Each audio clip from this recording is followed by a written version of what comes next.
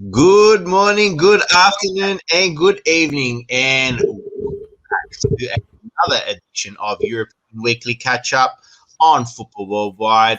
I am your host, Jonathan, with my beautiful co host, as always, Bruno. How are you this evening, buddy? I am fantastic. We had a great and entertaining weekend of football. We've got Champions League coming up. So much on the show today. So, without further ado, guys, before we get into it, don't forget to like and subscribe. Help us grow so we can bring you bigger and better content on a weekly basis. But this week on European Weekly Catch Up, we will be doing a match day 10 review of the EPL. Serie A had 2 match days since our last episode, so we'll be covering match day 10 and 11, as did LaLiga, covering match day 11 and 12 there. Bundesliga will be covering match day 9, Liga 1 match day 12, around the grounds, ones to watch, and don't forget to like and subscribe. So without further ado, let's get straight into it, Jonathan. Yeah, and moving into our first one, as always, is the English Premier League. Bruno, bring up those results. In the English Premier League, we did have some interesting fixtures. It kick-started the weekend with Leicester struggling against Arsenal, losing 2-0 at home. Watford, Ranieri couldn't get the job done there, and they lost to Southampton 1-0 at home. Liverpool and Brighton, well, they had an entertaining 2-2 fixture there. Newcastle, they held Chelsea off for 45 minutes, and then Chelsea just put the goals in, 3-0 winners there. Manchester City, we will definitely go a bit deeper into this one. They lost 2-0 at home to Crystal Palace. Burnley, they broke the home team's losing streak, winning 3-1 to Brentford. Tottenham, well, a lot of interesting chat there, and I won't go too into it now, but they lost to Manchester United at home 3-0. Norwich, they lost at home 2-1 to Leeds United. Aston, they couldn't get the job done against David Moyes' West Ham, losing 4-1. And the Wolves beat Everton 2-1. Before we get into it, Jonathan, 2 out of the 10 home teams won this week. Wow. Yeah, that's not really something that you see that often, to be honest. You can normally bank on the home team normally getting the result, or at least you would expect a draw. But yeah, it's that's something you really don't see too often. But going into the first match, I would like to cover, Bruno, your Manchester City, not good enough for Crystal Palace, mate. Take us through it. What happened there? Yeah, look, it was an interesting game from the outset, and especially the way they played at the back end of the Brighton fixture last week. You just thought Manchester City, it was textbook for them, go in, get the 3 points and go out. But it wasn't the case. And we just saw really early on in the piece, it was after 6 minutes, Zaha got the ball and put it into the back of the net, and Manchester City just looked in disarray. It was against the run of play at the end of the day. And you know what? When you're up against Zaha, you know he's going to be pretty much always out there. But they lost 2-0. They had 68% of the possession. They had 14 shots on goal compared to the 8 that Crystal showed.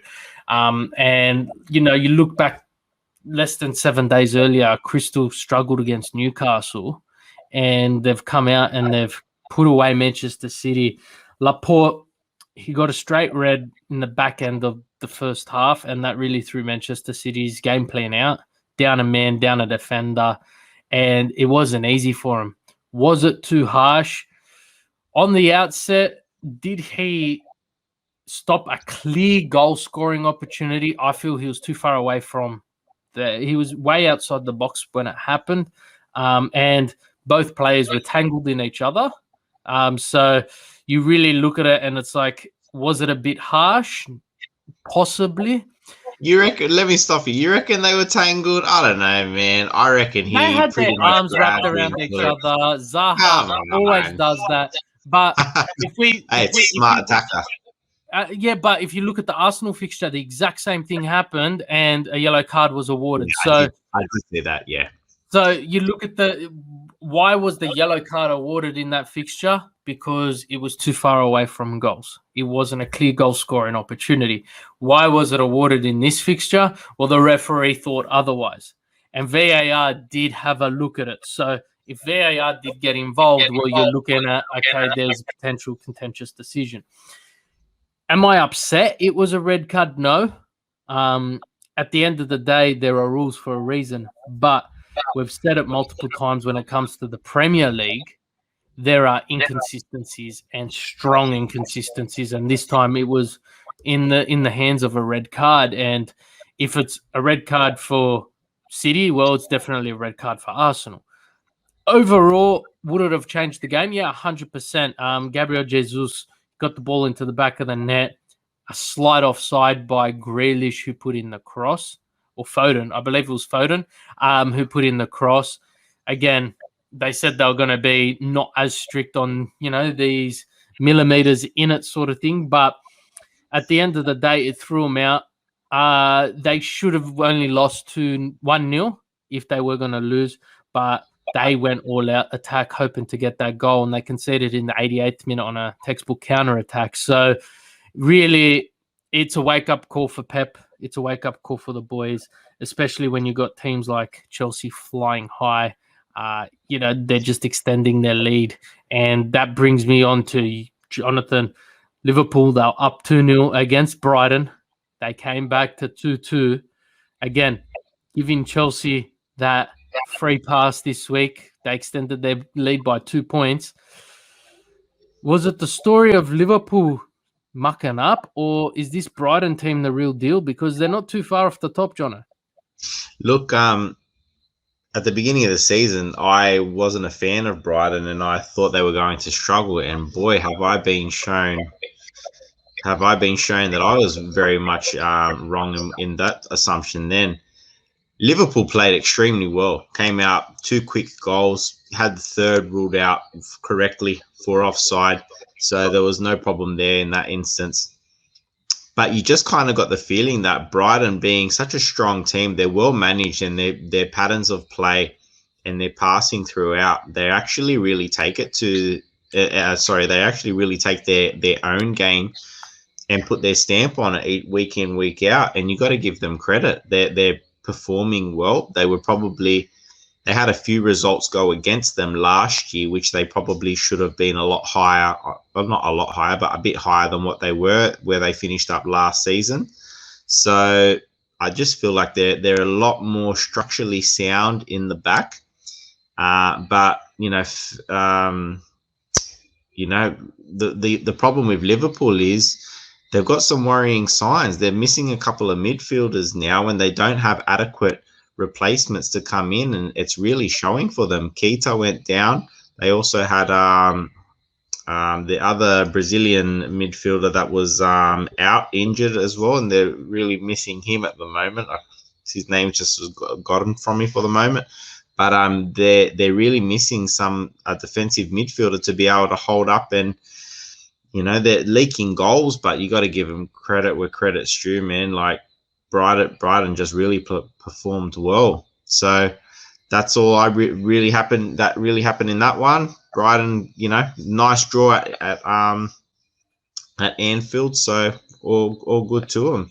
But the next game I wanted to bring to your attention, Bruno, Man United, after a dismal week of what they had, back to winning ways, 3-0 over Tottenham, and what proved to be the manager's last match in charge for Tottenham.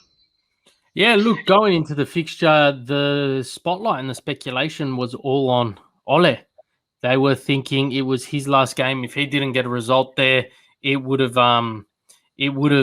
been end of game for them and end of time. And there were rumors that Conte was in Manchester. They were lining up the contract, all of that. But it ended up being Espirito Santo's last game at Tottenham Hotspur. And rumor has it, guys, check out TikTok. I did post a video earlier. What's his name? It's just complete. No, not Conte. And I know that name. He breaks the news. Fabrizio Romano. Yes, Fabrizio Romano has come out and he said, here we go. Nothing official from the Tottenham Hotspur, but apparently Conte has signed there. So I feel this is a fantastic signing on Tottenham's behalf. I feel it was another missed manager for Manchester United. I feel if Conte went to United, he would have done fantastic things with this team, especially with the team he's got in front of him. But him going to Tottenham, there is not much he can do to achieve anything in this squad. The rift between the top 4, top 5, and Tottenham is something special. But let's throw it back to episode 1 where we went through everything. I said the wheels were going to fall off this Tottenham Hotspur carriage very fast. It was all an optical illusion when you look at that 1-0 defeat to when they defeated Manchester City in the opening fixture. Bless you. But it was always going to come unraveled. Now, Nuno wasn't first, second, third, fourth, or fifth on Levy's list of managers he wanted to get into the club, and it was a last-ditch effort. I don't think it worked in his favour, but Conte coming into the picture, it's not how Conte likes to roll. He wants them from the start of the season, and I cannot see expectations being too high for him. So overall, a fantastic signing, but you won't start seeing results straight off the bat, especially when he hasn't got the players he's wanted. But let's move away from Tottenham. Let's talk about Manchester United. It was the performance to pull Ole out of the mud. And Ronaldo opened the scoring with a beautiful goal. Conte, and then you had Cavani come into the picture and get the second, and Rashford finishing with the third. And they really did look like they were playing for the manager. But not to take away from the 3-0 win, but they're playing against a dismal Tottenham. I don't feel this was the fixture that should have saved Ole's job. Look, they've got a couple of big matches coming up, Manchester United. Atalanta in the Champions League, then the Manchester Derby. So it's really one of those things to wait and see what's going to happen. Excuse me, sorry, my voice is going. But you got to give credit where credit's due for Ole. After the week he had, end of the day, whether you're versing Manchester City, Tottenham, Norwich, you can only play what's in front of you. And he really did turn that side around, changed the formation, played a 3-5-2. Brought Cavani and Ronaldo both on. They performed quite well together. I felt like having Maguire as the left centre-back with the poor form that he has shown lately really did protect him. So he wasn't as... sorry, my throat's going again. He wasn't as open to as much threat as what he had been being in a back four from the previous weeks. So as much as it is what it is, but you got to give credit where credit's due. They won 3-0. They put points on the board. You know, Ole survives another week. Who knows how much longer we're going to be saying that for? But at the way that they're going at the moment, if he keeps getting results when he really needs to, you can't say much more than that. But I think we'll leave the Premier League there, Bruno, and we'll move on to the next league, which is the Italian Serie A.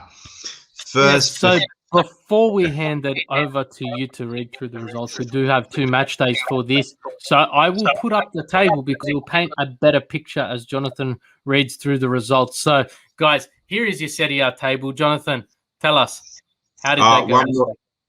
One more thing. I need to give a special mention to a guy named Aiden from Cecil Hills. He's a local boy here. He watches every episode of ours, and he's a big fan of ours and of the Serie A Roundtable and Interworldwide. So shout out to you, Aiden. Keep watching, buddy.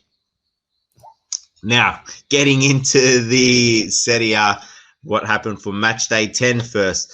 Spezia had a 1-1 draw with Genoa. Salernitano beat Venezia 2-1. Milan got a 1-0 victory over Torino. Sassuolo 2-1 with a last-minute winner over Juventus 2-1, and we'll get into that one. Atalanta 2 strong 3-1 over Sampdoria. Udinese and Verona 1-1 draw.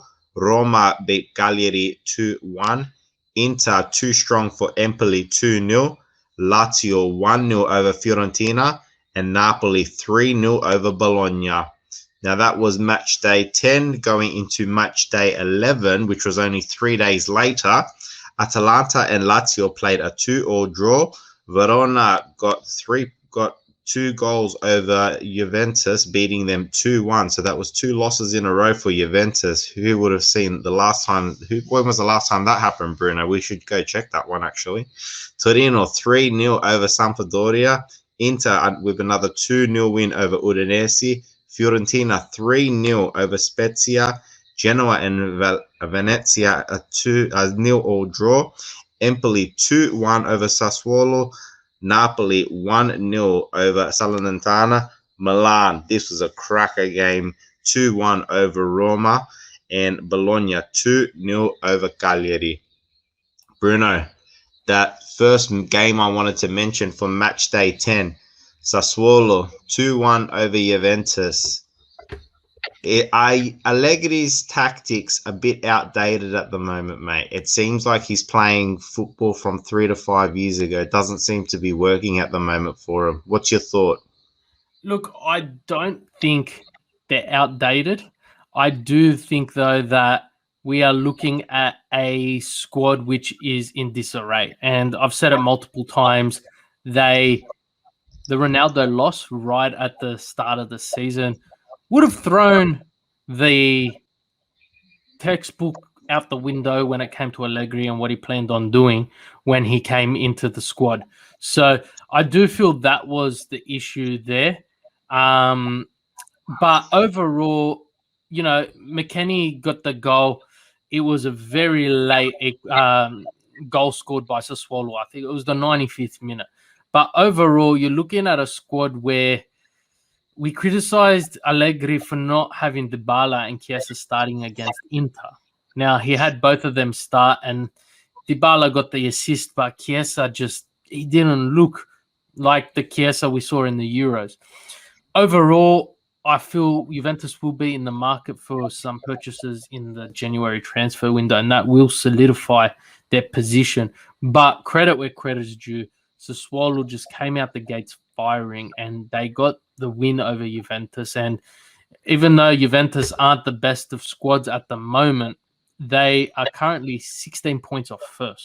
I don't know the last time we saw this happen so early on in the season, but it's always a morale booster to get the win over Juventus. Did it take too much out of Sassuolo? I think so, because they went and lost to Empoli, who, only 4 or 5 days later. So, yeah, I just think Juventus are becoming a one-trick pony at the moment, and it's up to Allegri to change that up. But I can't fault Allegri too much in this, because as much as I want to and much as I'd love to, I just think overall you come into a squad with one of the best players in the world who leave, days before deadline day. Your plans have just changed. It wasn't like Pirlo was given the sack way just before. He was given the sack at the start of the transfer window. So Allegri's come in with his plan and everything, and it's been thrown out the window. But yeah, the wheels are starting to fall off Juventus, but also the rest of the league is strengthening. While Juventus are, they had their dominance, I don't think they're winning the Scudetto this year. But you look at the table, you've got AC Milan and Napoli in first place on 31 points, and you think 16 points already with the way those two teams are going, it will be very interesting. Yeah, it's going to be. I think it might be a bit hard for them to be making up that many points, and you're relying on Milan and Napoli faltering so much, which I just don't see happening at the moment. But moving into the next one, I was dying to cover, Bruno. Milan versus Roma in the match day 11. Mate, what a amazing game this was. 11 yellow cards, 1 red card. Emotions were high on this one. but a lot of respect shown between the two sides as well after the match. It was nice to see Mourinho and Zlatan shaking hands and giving each other a pat on the back and all that. Obviously, old partners in crime there. But yeah, mate, this game had a lot. Neither team wanted to give an inch. You could tell that Milan just still fighting for top spot, which they ended up getting the result as they needed. Zlatan opening the scoring as a 40-year-old now, still putting the ball in the back of the net and showing his prowess. That guy is like mate, he's got to be better than a fine wine, to be perfectly honest. Benjamin Button. There you go. And then in the other sense of him coming off in the second half and Giroud coming on, mate, there's no one else that you need to control a match from the front and to be able to calm the team down and get them to do what they need to. Kessié scoring the penalty as well before El Shaarawy getting a late goal late in the game. Bruno, this one was a top game. Yeah, look, Roma really showed some dominance in this fixture, and they just couldn't get the ball in the back of the net. I just feel Milan, they've got the momentum and it's going for them. You could sort of write them out of qualifying out of the group in the Champions League, but they've really focused their arsenal on the Serie A, and it is really showing. Now, Theo Hernandez out for the Milan derby, the Derby della Madonnina coming up, which is going to be a fantastic fixture. When you're looking from the outset, you've got second v third, and either team cannot afford a loss here. A draw wouldn't be so detrimental, but when you're missing a player with such high caliber, you just really think it is a massive hit. I personally feel, and you hit the nail on the head when you started talking about it, 11 yellow cards. And they started as early as the 7th minute. When you've got that many yellow cards, you really hamper the way players play the game, because now they're treading. And when Zaniolo, of all players, gets a yellow card in the 7th minute, he's treading on eggshells for the rest of the game and can't play to his full potential. So the referee may have got a bit happy and excited throwing out the cards, but overall, it was a fantastic fixture. And if you're a neutral watching the Serie A, you would have enjoyed the caliber of football you're getting there. Nah, definitely. But let's leave the Serie A there, and we're going to move on to La Liga, as they also had 2 match days to go through. So going through match day 11, Bruno, if you want to bring up the table that we got there, I'll just read out the match day 11 results. So Alvarez got a 1-0 win over Elche. Espanyol and Athletic Club played a 1-1 draw. Villarreal and Cadiz played a 3-3 draw. Mallorca and Sevilla played a 1-1 draw. Vallecano got a 1-0 win over Barcelona, which turned out to be Ronald Koeman's last match of Barcelona. Real Betis 4-1 over Valencia. Real Madrid 0-0 with Osasuna. Celta Vigo lost to Real Sociedad 2-0. Granada got a 1-1 draw with Getafe, and Levante got a 2-2 draw with Atletico Madrid. Now, the next match day, which was match day 12, Real Madrid got back to winning ways, getting 2-1 over Elche, Sevilla 2-0 over Osasuna, Valencia 2-0 over Villarreal, Barcelona with a 1-1 draw with Alvarez. Cadiz and Mallorca played a 1-1 draw. Atletico got a 3-0 win over Betis. Getafe 2-1 over Espanyol. Real Sociedad and Athletic Club played a 1-1 draw. Vallecano and Celta Vigo played a 0-0 draw. And Granada got a 3-0 win over Levante. Bruno, first match I wanted to bring to your attention, of course, being an Aussie, we had to bring this match, but Real Sociedad 2-0 over Celta Vigo on match day 11. Mate, being Aussies as we are, we had to give a special mention to Australia's Matt Ryan, our Australian goalkeeper. Man of the match performance, actually scored an 8.9 with his match day. Sorry, with the results from the pundits and that. So he had an absolute cracker game with 6 saves. This was an absolute brilliant game by Real Sociedad. You're on mute, buddy. Yeah, it was a fantastic fixture to watch, and Sociedad cementing their place in top spot at the moment. Real Madrid not too far behind. They do have a game in hand there, but you put a lot down to the way this team is playing at the moment, and Matt Ryan is a large part and portion as to why they're doing so well. And when you're facing a barrage of shots and you're just blocking them the way he did, you just got to give credit where credit's due. Will Sociedad win the title? I don't think so, especially with the likes of Sevilla, Real Madrid, and Atletico breathing down their necks the way they are. But it's a fantastic story coming out of La Liga, and moving forward into the future, they'll probably feature in the Europa League, let alone potentially the Champions League with the performance they're putting on.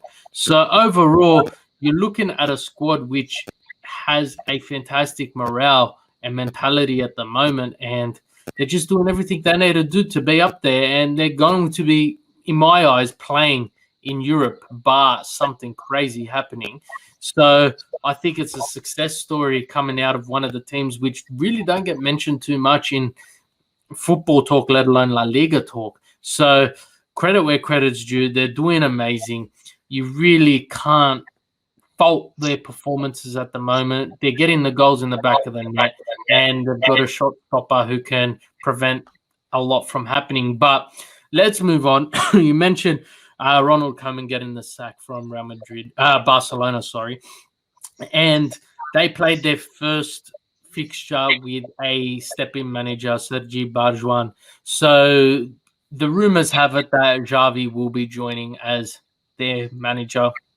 We've seen how some former players go as managers of their club, but overall, they didn't pick it up the way they did against Lole Alves. No, they didn't have it go their way. And just to kind of sum up what happened in this game, Memphis Depay absolutely picking up where he's left off with an absolute brilliant goal. A minute later, poor defending by Barcelona. Their striker went straight through, nutmegged PK to go around, and then to go around to Stegen and put it in the bottom corner. But the main talking point and then they did push on to try to get the winner after that, Barcelona. But the main talking point from this match was Sergio Aguero, Kun Aguero going down in the 41st minute with some chest pains. He was holding himself here. Turns out he got taken straight to hospital for a cardiac assessment, and he is now going to be out for 3 months and is subject to diagnosis with a therapeutic doctor before he can get the all clear to return back to matches and playing again. So, Bruno, the main reason why I wanted to bring this up, and we've got international break coming up again, and we've seen the past 12 to 18 months what's been involved with international soccer tournaments. We've got another just over 12, probably 14 months from now, the World Cup happening in Qatar next. We've mentioned it before. Pedri played over for Barcelona, played, 70 or something games for Spain, Barcelona, and so forth this year.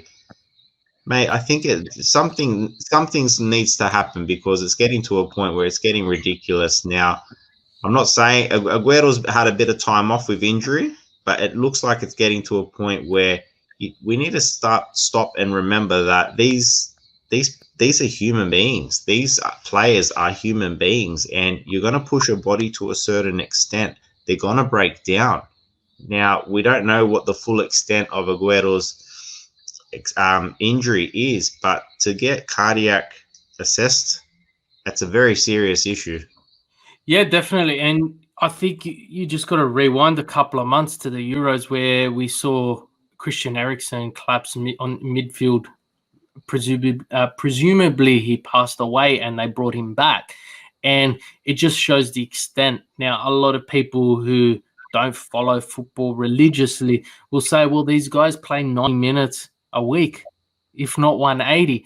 But there's a whole lot of training and a whole lot of mental strain as well. So back in the day, the mental strain wasn't really there. It was the pressures weren't as what they are today because of social media, because of constant pressure to perform well for pay and your club and fans and all of that. So there's a million different things, and Aguero's not young, and he joined this club to advance his career, and we're looking at the back end of a fantastic striker at the moment.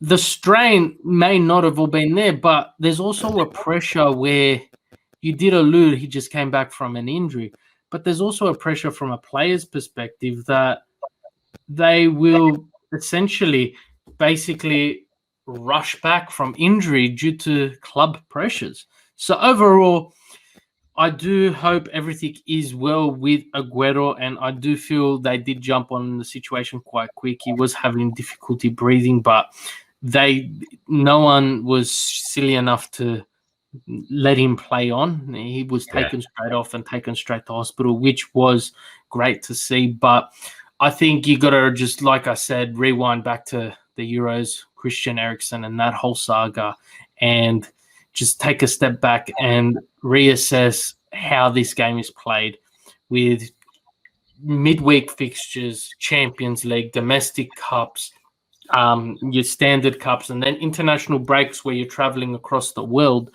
It builds its toll. So speedy recovery, hopefully, to Sergio Aguero, and hopefully we see him back on the pitch sooner rather than later after he gets the all clear. No, I hope so. And going, like you were saying, he's 33. So yes, he's older in the football scheme of things, but he's got a young family and all that. His playing career is almost done in that sense, but he's still got the rest of his life to live in front of him. And that's the thing that we need to remember. We have these players come into this game and we give us this beautiful entertainment every week. But these guys have still got a life after football, and we want them to be able to live as long and luxurious as they can. So moving into the next league, the German Bundesliga. Bruno, if you can bring up the results from match day 10. Yes, so match day 10 was full of fixtures, but not too many surprises there. You had Hoffenheim taking on Hertha Berlin, coming out 2-0 winners. Union Berlin, well, they managed to put 2 past Bayern, but Bayern put 5 past them. Dortmund, 2-0 over Holm. Leverkusen, they struggled against the newly appointed manager at Wolfsburg, losing 2-0 there. Arminia Bielefeld lost 2-1 to Mainz. Freiburg got the job done against Gütersloh, winning 3-1. Frankfurt and Leipzig shared a 1-1 fixture there. Augsburg defeated Stuttgart 4-1, and Mönchengladbach got the job done against Bochum, winning 2-1 there. But before we get into the fixture I want you to cover here, I'm just going to keep it short and sweet. Bayern Munich, 5 goals, a textbook performance by them. They are relentless when it comes to the Bundesliga at the moment. They're goal scoring machines, and they've put away 38 goals in 10 fixtures. Second is Borussia Dortmund on 27 goals. So 11 goal difference there, and they've only conceded 10, 2 coming against Union Berlin in this fixture. But Lewandowski, he got the double. Sane, Koeman and Müller rounded out the rest, and Union Berlin managed to bring it, I think it was to 3-1 and then 4-2. But the game was out of reach. The players get that. And you know what, Jonathan, they get the job done in a way where essentially they're looking already forward to Champions League midweek, because by halftime they're up 3-1 and they can really cruise. But I think the story is Bayern in Germany are unstoppable, and I think that's where we leave that. I'll throw it to you. One Yes. more, just as quick mention, but Mönchengladbach had their number in the cup fixture just before that bit, spanking them 5-0, but they're not going to worry about that. So, yeah, Nah, sorry. they're not. I will throw it to you, and that was my around the grounds for last week as well. So if you did keep an eye, Mönchengladbach's got it on them twice this season so far, so it'll be interesting there. But I'll throw it to you, Jonathan. Dortmund, no Haaland.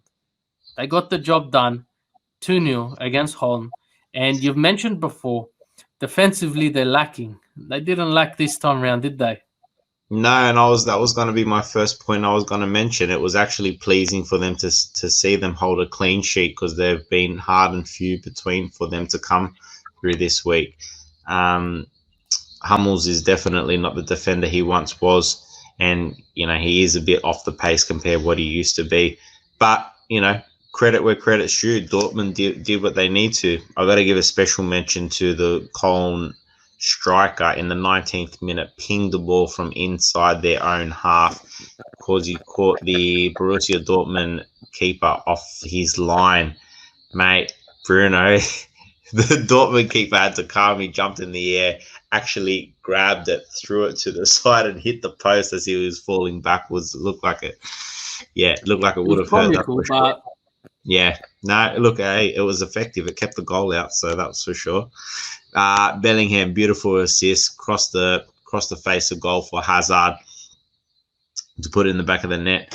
And yeah, like you said, just Dortmund doing what they need to, going through the motions to keep in touch with to Bayern. But that's all that really needed to be said in regards to this game, to be honest, Bruno.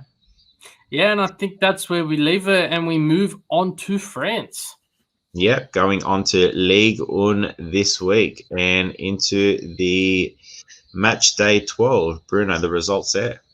Yes, so we had some interesting results here. PSG defeated Lille 2-1.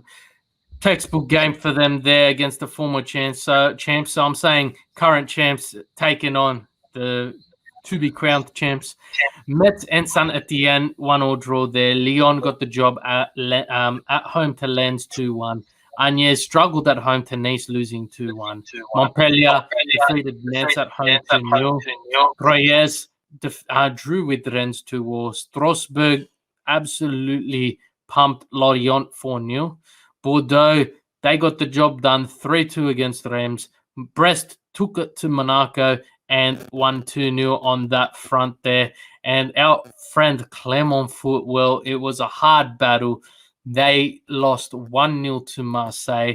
Also need to throw into there, Nice and Marseille also played their catch-up fixture that was postponed due to, I believe, the fans storming onto the pitch the last time they did play. And the result for that fixture there, as I try and find it, I believe Marseille-Nice 1-1 draw there. So just throwing that there. So, Jonathan, we're looking at, I said, the current champs taking on the to-be-crowned champs. It wasn't as easy as what everyone thought it was going to be. David got the ball in the back of the net for Lille in the 32nd minute, and it wasn't until the 74th minute where Marquinhos got PSG on the score sheet, and then Di Maria doing Di Maria things, getting the goal in the 88th minute to take the win away from them. It was actually the Di Maria performance. He did get the assist as well. I want to just quickly, before I throw to you to discuss the match, Lionel Messi was taken off the pitch at halftime. Mauro Icardi was brought on in his place. The man who has been not too in touch with the club as of late, but is it surprising Messi was removed so early on? This is probably one of the worst games I've ever seen Messi play, to be perfectly honest. He was put as a centre forward. He's not a focal point. as far as I'm concerned, he needs to be playing either just behind the strikers or with a bit more room to the right or the left. Being as a center forward, as a focal point, he was just ineffective. He couldn't get himself into the game, and he was actually marked out quite well. Lille did did a brilliant job in keeping him quiet. So as much as it was a surprise to see him go off at halftime, it wasn't a surprise as well, because you felt like at that sense having Icardi at the top of the attack, you've got that player which can hold up the play a bit more. You can hit the balls to him. He can distribute out a little bit more. He's a bit more of a bigger presence in the box as well. That's exactly right what I was about to say. We all know from his Inter days when we were watching him week in and week out, he can definitely score a header and leap quite high to get the ball in that too. And it did change their play, because at that point there were a lot more crosses coming in, and there was a lot more broken up play, which allowed Neymar and Di Maria to come into the game and so forth, and bring the midfield of PSG into the game a bit more. So, no, it wasn't a massive surprise to see Messi go. It was more of a surprise to see how much he struggled to get into the game. But then again, being in a position where he has played before, but very much not comfortable in, it is what it is. I just want to bring to your attention an interview with Pep Guardiola that happened earlier this week. The question was asked, Messi, he's very slow to get into a game. In the first 5-10 minutes, he really does nothing. He barely gets a touch. And he turned around and he said, no, Messi's an absolute genius. For the first 5-10 minutes, you see him walking around the pitch. You see him analyzing every single player. He finds their weaknesses. He finds their strengths, and he works his way to do it. You really don't hear managers talking about players like that, because Messi being Messi, the expectation's always high, but there's always the criticism as well. And for him to Guardiola to come out and say that's what Messi does, it really puts a different perspective on the way you look at him. But there's also talks of Sergio Ramos, who has played 0 minutes for PSG, having his contract terminated so that he can pursue ideas elsewhere. Is this a surprise to you? Because I feel we talk about their defense so often on this show. They're getting rid of, this prolific defender and this presence who manages to score goals, more often than not when it is needed. So do you really see PSG letting him go? I saw that thing that you're referring to, and it came down to what I read from it was that the fact that PSG management have come to Ramos's management and alluded to the fact that they didn't anticipate Sergio Ramos's injury to be as bad as what they had alluded to, even though that he had gone through a medical and all of that whatsoever. They thought that he would have been, I think they expected him to be back within eight match days or something like that was the thing. So the fact that we're in, what was it, match day 12, I think 12. It was, Bruno.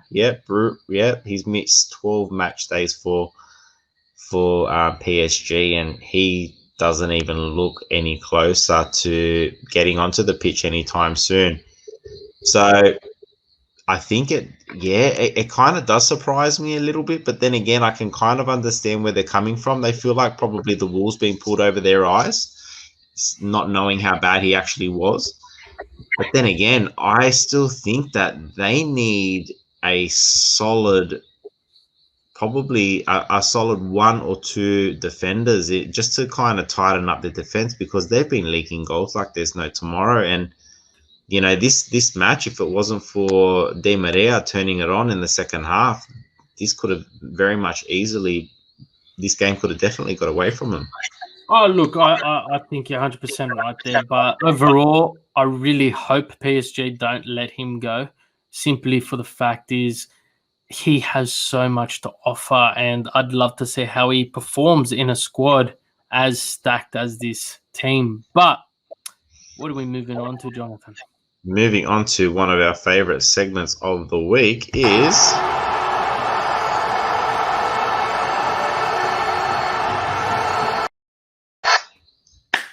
Around the Grounds, where we pick a fixture that is not a domestic fixture within the 5 leagues that we do cover. And I will kick it off today. I am going to the Champions League. We are watching Liverpool hosting Atletico Madrid in the reverse fixture, which from previous match day, where we saw Liverpool walk away 3-2 victors there. But Atletico are traveling without Antoine Griezmann, who copped the red card. I just think this is a game which will be set with fireworks. What is your Around the Grounds for this week, Jonathan? I am moving to the Europa League, and Monaco and PSV are engaging in a game together, and that I think is actually going to be a really good game. Monaco starting to get a little bit more form and getting to where they need to be. PSV flying in the Dutch league in the Netherlands there. So, with that being said, now moving on to our